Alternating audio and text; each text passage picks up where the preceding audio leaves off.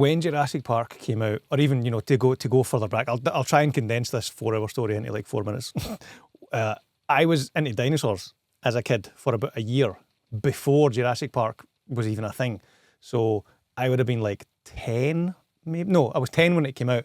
So let's say 8 and 9-year-old me as a dinosaur kid. I think every kid goes through a dinosaur phase of some form, but I was heavy into dinosaurs. When the trailers started to come out in the random magazines, and you would see that there's a big dinosaur movie, a big budget dinosaur movie, like I was already loving this movie before I'd even seen one frame of this movie, and then the trailers come out, and I'm so excited for it. Like, I remember you mentioned the GMTV and the Big Breakfast and stuff like that earlier on.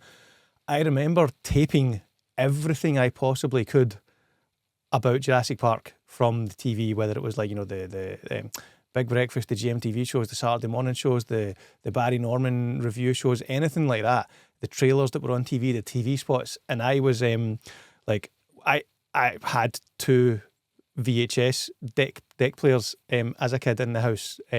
Like, I mean, don't get me wrong, we weren't rich or affluent at all.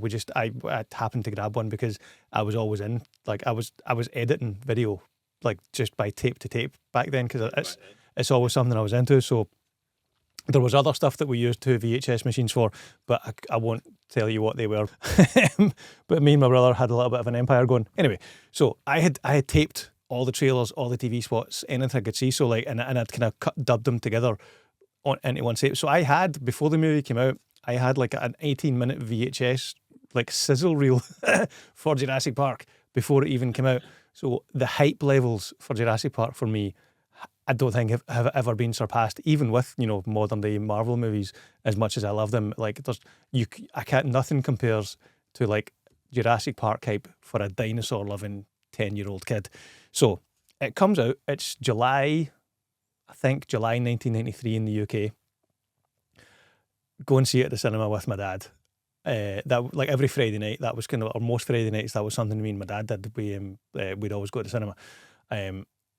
Go and see Jurassic Park. Obviously, love it. Like I said, even if it was terrible, I'd still love it. But it's not terrible. It's a great movie. It's the greatest movie. Absolutely loved it. Next Friday, Dad's like, right, would you want to go and see Jurassic Park? Okay. So this goes on for 7 weeks.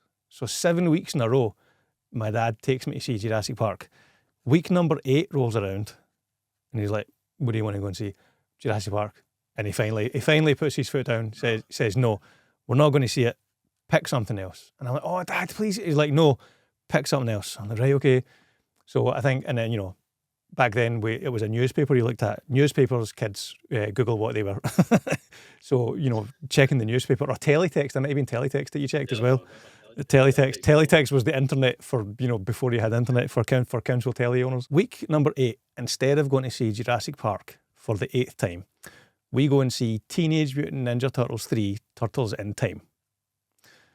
And we come out of that screening, and I'll never forget this. My dad says to me, we should have just saw Jurassic Park again. I knew you were going to say that. To this day, it's like one of my fondest memories with my dad. It's one of my fondest memories of movies. It's one of my fondest memories of Jurassic Park.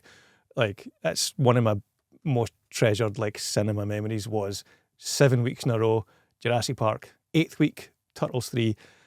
Should I just saw Jurassic Park again?